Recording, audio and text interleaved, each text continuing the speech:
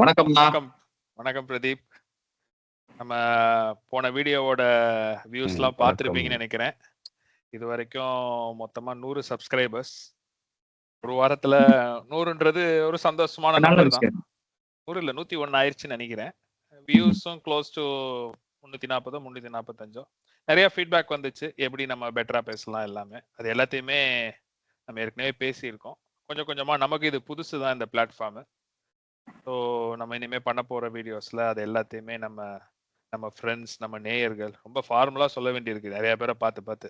So அவங்களுக்கு ஏற்ற மாதிரி நம்ம கட்டாயம் சப்ஸ்கிரைப் பாயிண்ட்ஸ் எல்லாத்தையுமே இது பண்ணுவோம். அது மாதிரி சம்பிரதாய பிரகாரம் சொல்ல வேண்டியதையும் சொல்லிடுறேன். அன்பான நேயர்களே, மக்களுக்காக நாம் என்ற இந்த யூடியூப் சேனலுக்கு உங்களோட சப்போர்ட்டை தொடர்ந்து வழங்குங்க. மறக்காம சப்ஸ்கிரைப் பண்ணுங்க, லைக் பண்ணுங்க, பெல் பட்டனையும் அமுக்கிடுங்க. ஓகே, சோ இன்னைக்கு லாஸ்ட் வீக் நம்ம இயக்குனர் இமயத்தை பத்தி பேசணும். இன்னைக்கு இப்ப ரொம்ப தமிழ்நாடு லெவல்ல ஓடிட்டு இருக்கிற ஒரு முக்கியமான டாபிக் வந்து காவேரி இஷ்யூ. மேபி அதை பத்தி, ஏன்னா ரொம்ப நாளா பல வருஷமா இருக்கிறது, அதை பத்தி என்ன, அதாவது நம்ம வந்து எந்த ஸ்டாண்ட் எடுக்க போறது இல்ல. இது என்ன பிரச்சனை, எங்க ஆரம்பிச்சது, என்ன இது லீகலா என்ன பண்ணலாம், பாசிபிலிட்டிஸ் என்ன, இந்த ஆஸ்பெக்ட்ல மட்டும் நம்ம இன்னைக்கு ஒரு 20 மினிட்ஸ் டிஸ்கஸ் பண்ணலாம். அதுக்கு நம்ம திருச்சிக்காரர் இருக்காரு. பிரதீப், உங்களுக்கு காவேரின்னவனே என்ன, what to you feel? Kaveri தண்ணியில பிறந்து காவேரி தண்ணியில வாழ்றவர், அவர் தான் கரெக்டா சொல்லணும்.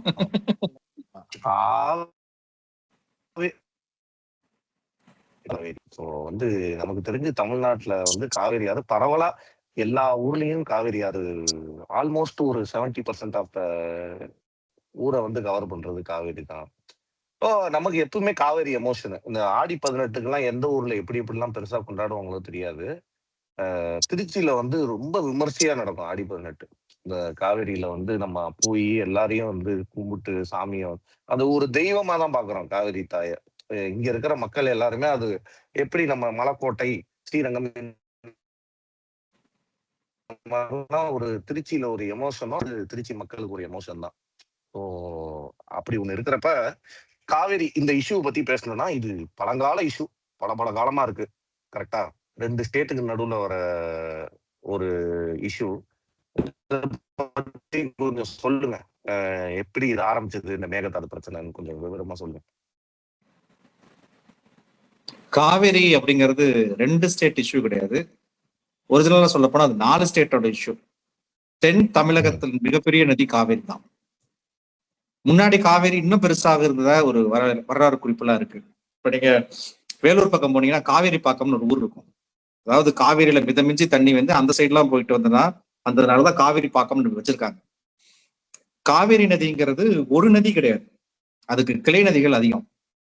கபினி, ஹேமாவதி, ஆரங்கினா கர்நாடகால இருக்கு. அதே மாதிரி தமிழ்நாட்டுல வந்து அமராவதி, நொய்யல் மற்றும் பவானி, இந்த எல்லா நதியும் சேர்ந்துதான் சொல்ல போனா கரூர், திருச்சி வரும்போது மிகப்பெரிய இதா வருது. இதுல 2 அருவிகள், முக்கியமான அருவி இருக்கு. ஒண்ணு வந்து சிவசமுத்திர நீர்வீழ்ச்சி, இன்னொன்னு ஒகேனக்கல். இதுல நல்ல தண்ணி வரும்போது எந்த பிரச்சனையும் வராது. முன்னாடி எல்லாம் வந்து நிறைய வனப்பகுதியா இருந்துச்சு, மக்கள் தொகை பெருக்கம் கம்மியா இருந்துச்சு, அதனால தண்ணிக்குள்ள எந்த டிஸ்பியூட்டும் கிடையாது. எப்ப டிஸ்பியூட்னா அந்த தண்ணி எல்லாம் குறையும் போதுதான். முதல்ல அணை கட்ட அந்த கல்லணை கரிகால சோழன் கட்டினான்னு சொல்லுவாங்க, அது உண்மைதான்.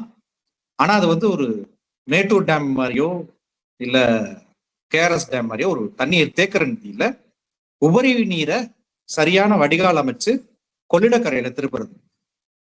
இன்னொரு பெருமைக்குரிய விஷயம் என்னன்னா, 2000 வருஷத்துக்கு முன்னாடி கட்டின அந்த அணை இன்னமும் லைவா இருக்கு. பழைய காலத்து அணைகள் நீங்க பாத்தீங்கன்னா எல்லாமே ஒரு கல் குவியலா ஏதோ ஒரு பழங்காற்ற இது இருக்கும். ஆனா இந்த அணை இன்னமும் இருக்கு. இந்த கல்லணை மாதிரி இல்ல, அந்த காலகட்டங்கள்ல எந்த பிரச்சனையும் கிடையாது. பிரச்சனை ஆரம்பிச்சதுங்கிறது 200 வருஷங்களுக்கு முன்னாடி 1890களில் தான் முத காவிரியில ஒரு அதாவது பற்றாக்குறை ஏற்பட்டுச்சு. அதாவது நீங்க சொல்ற பிரகாரம்னா வந்து, அதாவது மாகாணங்களா, மைசூர் சமஸ்தானம், சென்னை மாகாணம், அந்த டைம்ல இருந்து, அதாவது கிட்டத்தட்ட ரூலிங் பாத்தீங்கன்னா பிரிட்டிஷ் கண்ட்ரோல்ல போயிருச்சு. ஆனா அவங்களால ஃபுல் ரூலிங் இருக்காது. இந்த மைசூர்னா மைசூர் மகாராஜா கண்ட்ரோல்ல இருக்கும். சென்னை மாகாணம் தனியா இருந்துச்சு. சரி, இப்ப சென்னை மாகாணம் வந்து ஃபுல் அண்ட் ஃபுல் நம்மளோட பிரிட்டிஷ் கண்ட்ரோல் இருந்துச்சு. மைசூர் மாகாணம் ஓரளவுக்கு தான் கண்ட்ரோல் இருக்குமே தவிர எல்லாத்துலயும் அவனால கண்ட்ரோல் பண்ண முடியாது. அந்த நேரங்கள்ல அவங்க ஒரு அணையை கட்டணும், தண்ணீர் தேக்கணும் அப்படின்னு முயற்சி செஞ்சாங்க. ஏன்னா அவங்களுடைய விவசாய பற்றாக்குறைக்கும் குடிநீர் பற்றாக்குறைக்கும் அதை செய்யணும் அப்படின்னு சொன்னப்ப சென்னை மாகாணத்துல எதிர்ப்பு இருந்துச்சு. சென்னை மாகாணம்ங்கிறது வேற ஒண்ணும் இல்லை, இப்ப இருக்கிற தமிழ்நாடு தான் வச்சுக்கலேன். எதிர்ப்பு கிளம்பினப்ப 2 பேரும் சேர்ந்து அதை டிஸ்பியூட்டை வந்து பேசி முடிக்கும் போது என்ன சொன்னாங்கன்னா, சென்னை மாகாணத்தோட ஒப்புதல் இல்லாம மைசூர் மாகாணம் எந்தவித கட்டுமான பணிகளையும் மேற்கொள்ளக்கூடாதுன்னு ஒரு அக்ரிமெண்ட் போட்டுக்கிட்டாங்க.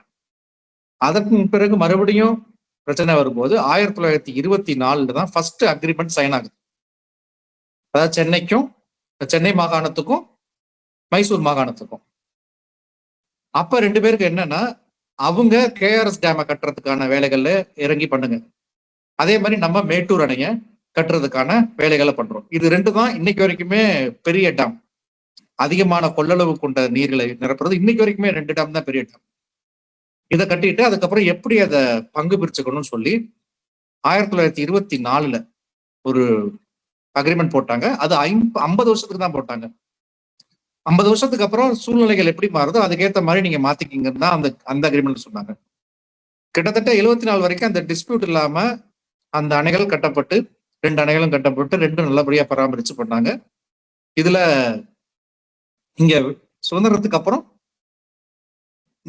கர்நாடகாவும் தமிழ்நாடாவும் மாறிச்சு. தமிழ்நாடு மேலும் 2 அணைகளை இங்க கட்டினாங்க. பவானி சாகர் டேமும் அமராவதி டேமும் கட்டிட்டு பண்ணாங்க. நம்ம லோயர் லெவல்ல இருக்கோம். அமராவதியா மேட்டூரா? மேட்டூர் அதாவது 1924 அப்புறமே 1931 நம்ம அவங்க கேஆர்எஸ் டேம் கட்டிட்டாங்க. 34 நம்ம மேட்டூர் டேம் கட்டிட்டோம். சுதந்திரத்துக்கு பிறகு நம்ம 2 டேம் எக்ஸ்ட்ரா கட்டுறோம். பவானி ஒண்ணு அமராவதி ஒண்ணு. பவானி வந்து ஒரு 32, மேட்டூர் வந்து 93 டிஎம்சி தேக்க முடியும். பவானில ஒரு 32.8 டிஎம்சி. அமராவதி சின்ன டேம் தான், ஒரு 4.5 டிஎம்சி. ஆக மொத்தம் நம்ம ஒரு 130 டிஎம்சி தண்ணீர் சேர்க்கறதுக்கான டேம் வந்து கட்டப்பட்டுச்சு. சரிங்களா? இது வந்து 1955 பவானியும் 1957 அமராவதியும் நம்ம கட்டணும். நம்ம கட்டுற மாதிரியே அவங்களும் கட்டுறதுக்கு ஆசைப்பட்டாங்க. அதுக்குண்டான பணிகளும் அவங்களும் பண்ணாங்க. ஆனா அதை அந்த 74 அக்ரிமெண்ட் இருக்கிற வரைக்கும் அவங்க கட்டல. 1974 நம்ம சைடு ஐயா கலைஞர் ஆட்சி, அப்ப திமுக ரூலிங் தான். அங்க காங்கிரஸ் இருந்திருப்பாங்களோ? அங்க மேபி காங்கிரஸும் அங்க அப்ப இருந்த பார்ட்டிக்கு தான் மெயின். இதுல அரசியல்ங்கிறது உள்ள இருந்துகிட்டே தான் இருந்துச்சு, இல்லையே சொல்ல முடியாது. அரசியல் எப்பயுமே இந்த இப்ப இல்ல, சுத்தி மைசூர் மாகாணமா இருக்கும் போதும் சென்னை மாகாணமா இருக்கும் போதும் இதே அரசியல் ஓடிக்கிட்டு தான் இருந்துச்சு. மேற்கு தரப்புல இருக்கோ அது இருக்குன்னு அரசியல் வந்து காவிரி நீங்க ஒரு பாயிண்ட் சொன்னீங்க இல்லையா, அதாவது மக்கள் தொகை பெருக்கம் வந்து ஒரு முக்கிய பிரச்சனை. அப்படி பார்த்தா 1924 வந்து இப்ப இருந்த அளவுக்கு மக்கள் தொகை இல்ல. இருந்தாலும் அந்த நிலம் நீர்ன்றது வந்து எப்பயுமே ஒரு பிரச்சனைகளுக்கு வந்து ஆரம்ப புள்ளியா அது இருந்துட்டே தான் இருக்கும். மேபி அந்த மாதிரி ஒரு ரீசன் அப்ப ஓடி இருக்கலாம். சரி, ஓகே, நம்ம பாயிண்ட்டுக்கு வருவோம், நீங்க கண்டினியூ பண்ணுங்க. அதுக்கப்புறம் இந்த 1974 அப்புறம் ஆனா அக்ரிமெண்டா போடலையே தவிர கிட்டத்தட்ட பேச்சுவார்த்தைகளா 25 சுற்று பேச்சுவார்த்தைகள் வேற வேற இடத்துல நடத்தினப்பெல்லாம் ஒரு ஃபைனல் சொல்யூஷனுக்கு வரவே இல்லை. இந்த காலகட்டங்கள் 1974 கபினி அணை கட்டினாங்க. கபினிங்கிறது டுவர்ட்ஸ் கேரளா நோக்கி போற தண்ணி. அங்க அதுல ஒரு அணை கட்டினாங்க. ஹேமாவதி அணையை 1979 கட்டினாங்க. அதுல ஒரு 37 டிஎம்சி அவங்க சேர்த்துக்கிட்டாங்க. ஹாரங்கி அணையில ஒரு 8.5 டிஎம்சி. கேஆர்எஸ் தான் இருக்கிறதுலே பெருசு, அது வந்து 49.45 டிஎம்சி தண்ணீர் சேர்க்கக்கூடிய ஒரு அணை.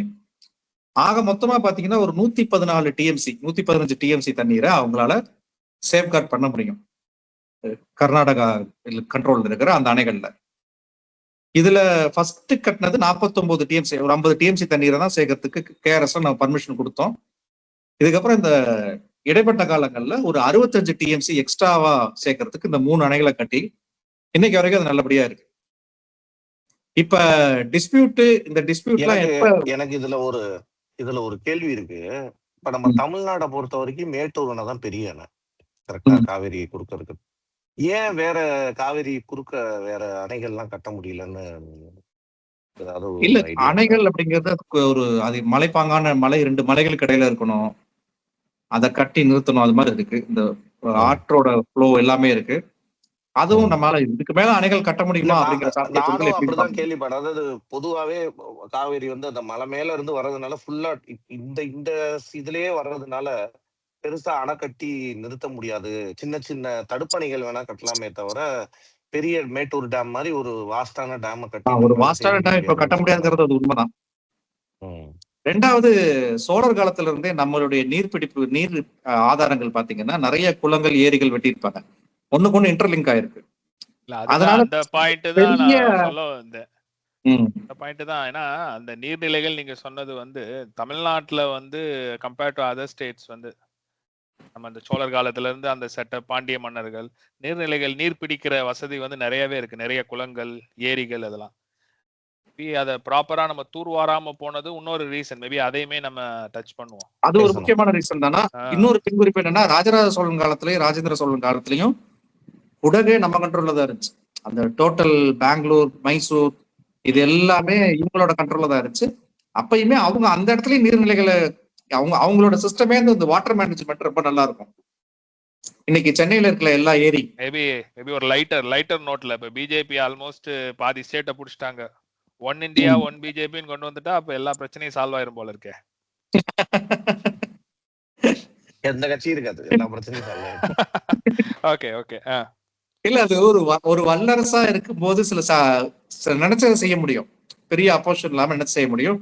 அது ராஜராஜ சோழன் காலத்துல நல்லாவே இருந்துச்சு. இல்ல ஈவன் இப்ப சென்னைக்கு நம்ம டைவர்ட் ஆகுறோம், பட் ஸ்டில் இருந்தாலுமே எல்லாமே இந்த வாட்டர் ரிலேட்டட் தான். அம்மா ஜெயலலிதா அம்மா பீரியட்ல தான் இந்த வீராணம் திட்டம் கொண்டு வந்தாங்க. வீராண ஏரியுமே இந்த வீரவண்ணலூர் இல்லையா, அதுவும் நம்ம பொன்னியின் செல்வன்ல ஸ்டார்டிங்கே அதுதான். 15 கிலோமீட்டரோ என்னமோன்னு சொல்லுவாங்க அந்த ஏரியோட நீளம். First manmade the biggest lake. அந்த வீராணத்துல இருந்து தான் நம்ம சென்னைக்கு தண்ணி கொண்டு வந்தாங்க, குடிநீர். வீராணமுமே காவிரியோட ஒரு இதுல இன்னொரு கிளை நதியில இருந்து தான் வருது. கிளை நதி தான். ஆமா, அதான் ஆல்மோஸ்ட் சவுத் இந்தியால ஒரு மிகப்பெரிய நதின்னு சொன்னா அது காவேரி தான். சோ இப்ப நீங்க சொன்ன மாதிரி இந்த 79க்கு அப்புறம் எப்படி போச்சு அந்த ட்ரிபியூனல் இது எல்லாமே? 90ஸ்ல வந்து இந்த காவேரி நடுவர் மன்றம்னு ஒண்ணு ஆரம்பிச்சிட்டாங்கண்ணா. 90ஸ்ல காவேரி தீர்ப்பாயம், அதுக்கு தனி ட்ரிபியூனல், அதாவது தனி கோர்ட் ஃபார்ம் பண்ணி இந்த காவிரி டிஸ்பியூட்டை பத்தி பேசுங்க அப்படின்னாங்க. 1991ல என்ன ஆச்சுன்னா, அந்த மொத்த காவிரி வர்றதுல கர்நாடகா தமிழ்நாட்டுக்கு 205 டிஎம்சி தண்ணீரை கொடுக்கணும் அப்படிம்பாங்க. இந்த அளவு எங்க பார்ப்பாங்கன்னா, இந்த பிலிகுண்டு அப்படிங்கிற இடம் தான் கர்நாடகாவுக்கும் தமிழ்நாடுக்கும் பார்டர்ல காவேரி கிராஸ் ஆகணும். அந்த பிலிகுண்டுல 205 டிஎம்சி தண்ணீரை தமிழ்நாட்டுக்கு கொடுக்கணுங்கிறது இடைக்கால தீர்ப்பு. இந்த இடைக்கால தீர்ப்பு வந்து ஃபைனல் தீர்ப்பு வர்ற வரைக்கும் அது நடைமுறையில் இருந்துச்சு. அதுக்கப்புறம் பல வாதங்கள் முன்விட்டு பல விஷயங்கள் பண்ணாங்க. இங்க டேம்ல எவ்வளவு இருக்கு, அங்க எப்படி டேம் இருக்கு, இங்க எவ்வளவு தண்ணியை சேர்க்க முடியும், அங்க எவ்வளவு தண்ணி சேர்க்க முடியும். அப்படிங்கும் போது கர்நாடகா அரசு வாதம் என்னன்னா, அது ஒரு பாறை சேர்ந்த பூமி, பாறை டைப்பான பூமி. அங்க தண்ணி உள்ள போறதுங்கிறது கொஞ்சம் கஷ்டம். இந்த ஆற்று நீர் நிலத்தடி நீரா மாறுறதோட ரேஷியோ கம்மி. தமிழகத்துல இந்த ஒரு ஈரோடு தாண்டி இந்த பக்கம் போயிட்டீங்கனாலே அது ஒரு மண் சார்ந்தப்பட்ட பூமியா தான் இருக்கும். நிலத்தடி நீரா இன்க்ரீஸ் ஆகும். நல்ல நிலத்தடி நீர் அங்கெல்லாம் இன்க்ரீஸ் ஆயிருக்குன்னு சொல்லி அந்த வாதத்தை பேஸ் பண்ணி அந்த 205 டிஎம்சி தண்ணீருங்கிறதுல 177 டிஎம்சி தண்ணீரா குறைச்சாங்க தமிழ்நாட்டு கொடுக்கறதுல. அது ஏன் குறைச்சாங்கன்னா, அந்த நிலத்தடி நீர் இங்க நல்லா இருக்கு, அங்க அது முன்னேற்றத்துக்கான வசதி வாய்ப்பு இல்ல அப்படிங்கிறதுனால குறைச்சிட்டாங்க. ரெண்டாவது, பெங்களூர்ல நகரமயமாக்கல் அதிகமாகி மக்கள் தொகை பெருக்கம் அதிகம்னால குடிநீர் தட்டுப்பாடும் வருது அப்படின்னு சொல்லி குறைச்சிட்டாங்க. இல்ல அது ஆக்சுவலி இருக்கு. இப்ப நான் பெங்களூர்ல தான் ஒர்க் பண்றேன். குடிநீர் தட்டுப்பாடுன்றது ஏன்னா அந்த பெங்களூரோட growth too much. Like every year பாத்தீங்கன்னா அந்த growth கம்பேர்ட் டு சென்னை, ஏன்னா சென்னையில நம்ம இருக்கிறதுனால தெரியும் அதர் ஸ்டேட்ல இருந்து வர்றது அது எவ்வளவு தாங்குமோ அதுக்கு மேல அந்த ஊர் போயிருச்சு. இன்னொரு விஷயம் என்னன்னா, நம்ம வேற ஊர்ல இப்ப மதுரை, திருச்சி, கோயம்புத்தூர்ல இருக்கிற இளைஞர்களே சென்னைக்கு வரதோட பெங்களூர் போறதா விருப்பப்படுறாங்க. கிளைமேட் காரணமாகவும் இது காரணமாகவும் நிறைய ஃபேக்டர்ஸ் இருக்கு. ஆமா, அது நம்ம அது இன்னொருதுல அது வேற டாபிக்கா பேசுவோம். ஆமா, இதுல நீங்க சொல்ற மாதிரி இப்ப 91ல தான் அந்த ட்ரிபியூனல் ஜெயலலிதா அம்மா பீரியட்ல, கரெக்டா? ஆமா, அவங்க ட்ரிபியூனல் ஆரம்பிச்சு இடைக்கால உத்தரவுப்படி, அந்த இடைக்கால உத்தரவுப்படி கிட்டத்தட்ட அதுக்கப்புறம் ஒரு 17 வருஷம் ஒரு மிகப்பெரிய வழக்கு நடந்துச்சு. if I'm not wrong, second அந்த 2011ல தான் அவங்க 11 இல்ல 2000 பீரியட்ல அந்த கெசெட்ல ஏறுச்சு இல்லையா? அம்மா பீரியட்ல தான் அந்த கெசெட்ல 2007ல வந்து ஆர்டர் பாஸ் பண்ணிட்டாங்க. அதுல சொன்னது என்னன்னா, மொத்த காவிரி நீர் கொள்ளளவு வந்து 726 டிஎம்சி. அதுல 419 டிஎம்சி வந்து தமிழ்நாட்டுக்கு சொந்தம், 370 டிஎம்சி வந்து கர்நாடகாவுக்கு சொந்தம், 30 டிஎம்சி கேரளாக்கும், 7 டிஎம்சி பாண்டிச்சேரிக்கும் சொந்தம் சொல்லிட்டாங்க. அதாவது இந்த ரேஷியோல தான் அதை பிரிக்கணும் அப்படின்னு. சோ நமக்கு 419 டிஎம்சி தண்ணீருக்கு உண்டான இது வந்து தமிழகத்துக்கு அந்த தீர்ப்பு மூலமா உறுதி செய்யப்பட்டுச்சு. ஸோ நீங்க அப்ப அதை பேசிக்கிட்டு இருக்கப்ப ஒரு பாயிண்ட் சொன்னீங்க இல்லையா, ஆஃப் த ஸ்கிரீன் சொன்னீங்க, காவிரி தாய் மடியில பிறந்த அந்த அம்மா தான் வந்து தமிழ்நாட்டுக்கு வந்து நம்மளே ஆண்டு காவிரியை நமக்கு கொண்டு வந்திருக்காங்க. நீங்க இல்ல, அந்த அம்மாவோடைய வாழ்க்கையிலங்கிறது காவிரிங்கிறது ஒரு முக்கியமான ரோல் தான். அவங்க நடிகையா இருக்கும்போது அந்த காவிரி தாய் பத்தி ஒரு நாடகம் நடிச்சாங்க. அவங்க சிஎம்ஆ இருக்கும்போது இந்த காவிரி நீருக்காக போராடினாங்க, அதுக்காக உண்ணாவிரதம் இருந்தாங்க. எப்படியோ அவங்களுடைய வாழ்க்கையில காவேரிங்கிறது ஒரு மறக்க முடியாத ஒரு நினைவுகளை ஏற்படுத்திட்டு போச்சுங்கிறது உண்மைதான். ஆனா மத்த கட்சிகளும் அதுக்காக போராட்டதான். கலைஞர் அவர்களும் சட்ட போராட்டங்கள் வந்து எடுத்திருக்காரு. சோ இது எல்லா கவர்மெண்ட்டுக்குமே இதுல ஒரு கான்ட்ரிபியூஷன் இருக்கு. இதுல மேஜர் பிரச்சனை எங்க வருதுன்னா, இங்க வந்து 2 திராவிட கட்சிகள், அங்க வந்து டைரக்டா பிஜேபியும் காங்கிரஸுமே இருக்கு. சோ அதனால அவங்க சென்ட்ரல் கவர்மெண்ட்ல காங்கிரஸ் இருந்தாலும் கர்நாடகா சப்போர்ட் தான் பண்றாங்க, பிஜேபி தான் சப்போர்ட் பண்ணுவாங்க. இது ஜெனரலா எப்பயுமே இருக்கிற ஒரு குற்றச்சாட்டு தான். நமக்கும் அந்த பார்வை இருக்கு. ஆனா கர்நாடகாரங்க கேட்டீங்கன்னா அது வேற பார்வையா இருக்கும். இல்ல சி எண்ட் ஆஃப் த டே வந்து 2 ஸ்டேட்டோட விவசாயிகள் மக்கள் அவங்க எல்லாருக்கும் பயன்படுற மாதிரி ஒரு சுமூகமான தீர்வு வந்து 2 சைடு இதனால நன்மை அடைகிற மாதிரி ஒரு ஃபைனல் இதுக்கு ரீச் ஆகணும். அதுக்கு பாசிபிலிட்டி இருக்கா? நீங்க ஒரு அட்வொகேட், உங்க பெர்ஸ்பெக்டிவ்ல என்ன ஒரு விஷயங்கள்னா, 2007ல இந்த தீர்ப்பாயம் வந்தாலும் 2018ல தான் அந்த காவிரி மேலாண்மை வாரியம் நம்மளால அமைக்க முடிஞ்சு. 2007 தீர்ப்பு 2011 கெசட்ல போட்டு இந்த 419 டிஎம்சிங்கிறது முழுக்க கர்நாடகால தான் நமக்கு வரதில்லை. 177 டிஎம்சி தான் அவங்க பிலிகுண்டுல வருது. மிச்ச டிஎம்சி தண்ணீர்லாம் வடகிழக்கு பருவமழையிலையும் மற்ற தென்மேற்கு பருவமழை மலைகள்லையும் இங்க நமக்கு கிடைக்கிற தண்ணி தான். பாதிக்கு பாதி தான் அவங்க நம்பியிருப்போம், மிச்ச பாதி நம்மள்ட்ட தான் இருக்கும். இந்த குறுவை சாகுபடி, சம்பா சாகுபடின்னு சொல்லுவாங்க. குறுவை சாகுபடிங்கிறது ஜூன்ல ஆரம்பிச்சு செப்டம்பர் வரைக்கும் பண்ற ஒரு சாகுபடி. இதுக்கு மெயினா கர்நாடகாவோட அந்த தென்மேற்கு பருவமழை தண்ணியை நம்பிதான் இருக்கும். சம்பா சாகுபடிங்கிறது வடகிழக்கு பருவமழையை பேஸ் பண்ணிட்டு வடகிழக்கு பருவமழை நம்மளோட ஏரியால வரும். அதனால எப்பயுமே சம்பா சாகுபடி நல்லா இருக்கும்.